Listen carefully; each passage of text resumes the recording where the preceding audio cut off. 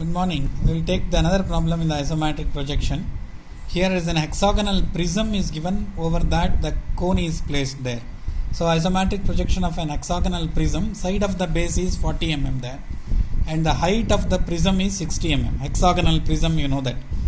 And in this exactly at the center, the cone is placed there here. So whenever the hexagon comes there, you see this is the top view of the hexagon. This will be the hexagonal prism. That's a front view of that. Over that, if you look vertically downward, circle will absorb of 40 mm diameter, and height of the cone is 50 mm there.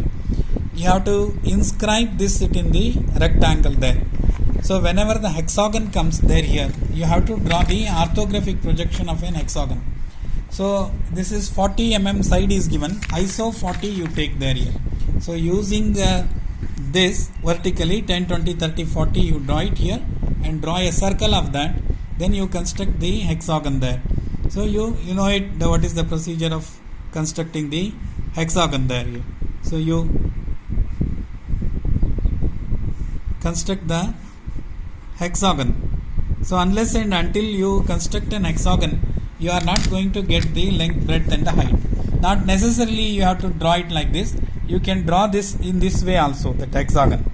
This should be an ISO 40. In the ISO grid sheet, you measure the 40 and draw a circle and construct the hexagon, either horizontally or vertically. So you inscribe this it in the rectangle there. You inscribe this it in this.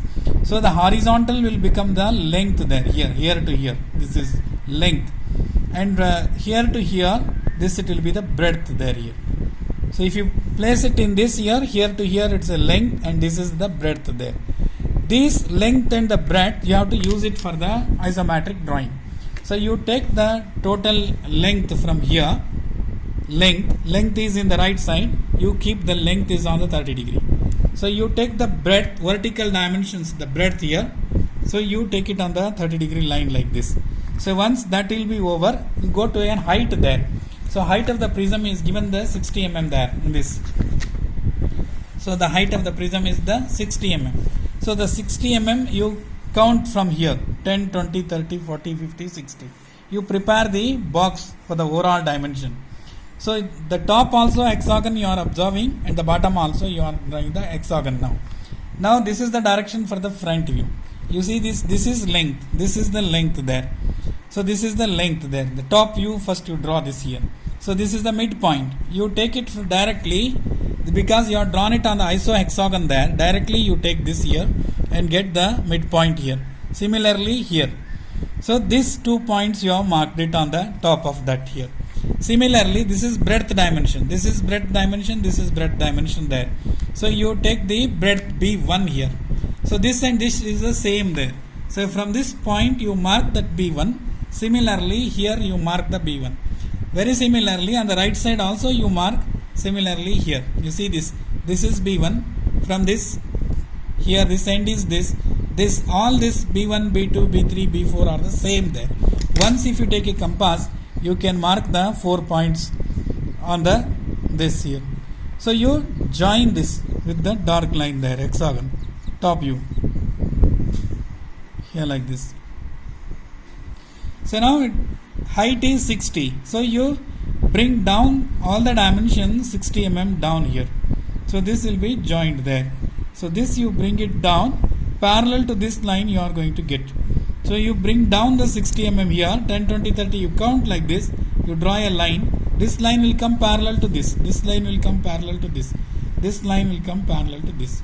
So this hexagonal prism is over. So this will be the ISO length there. This you have taken from the drawing here. This will be the ISO breadth there. This is from this point to this point. So directly this you have taken from this figure here.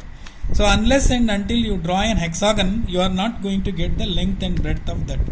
So you take a midpoint of this line here. You take a midpoint of this, you will get a center there. So over this here, the cone is placed. So how to do the cone, that you know it here. This is the 40 mm diameter the cone is given. So means 20 this side, 20 this side, 20 this side, 20 this side. So you construct the parallelogram there here. This is 20, 20, 20. From the center you count 10, 20, 10, 20, 10, 20, 10, 20 there here. If you are not getting exact point, just you take the compass here. So 20 you take it here. From all the corners you can mark the 4 lines. Then the points there. Then you join with this. So same. This is the longer diagonal. Shorter diagonal is this. So this will be the point there. R1 and R2. You draw an arc here. Same procedure. You use. This is the C1 center. R1 as a radius. Draw an arc. Same. Another shorter diagonal point you take it here. So in between that you draw an arc there. So where this R1 and R2 line cuts, this is a third center. You take this as a center, this as a radius, you complete the things here. Similarly, where the R1 and R2 cuts here, the fourth center, you complete the things. So cone base is over. From this, the height is given the 50. You count it here, 10, 50. If it is not exactly on that line there here, just you take it the compass that 5, 10, 20, 30, 40, 50. Here from this point, you cut that line, the vertical line. This is an apex point there. Just you draw a tangent line here and the tangent line here. So inside portion, the cone is placed over that here. This portion is not going to be seen. This is to be deleted.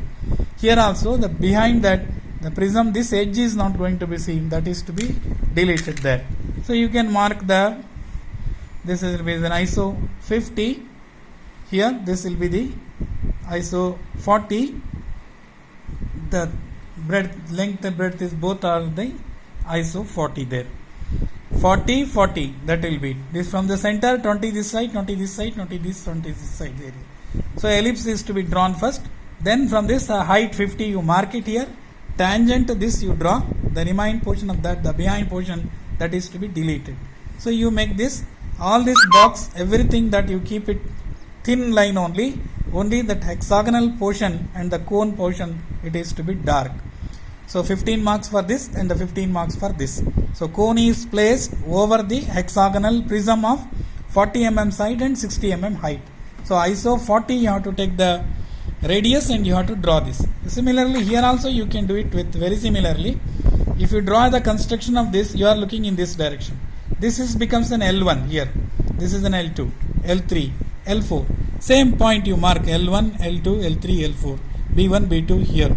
So you will get the hexagon like this. So you bring down the 60 mm here like this. So exactly similar to this, either you can place it 2 sides vertical also or 2 sides horizontal also, it's up to you. But unless and until you draw an hexagon and inscribe that it in the rectangle, you are not going to get the length and the breadth.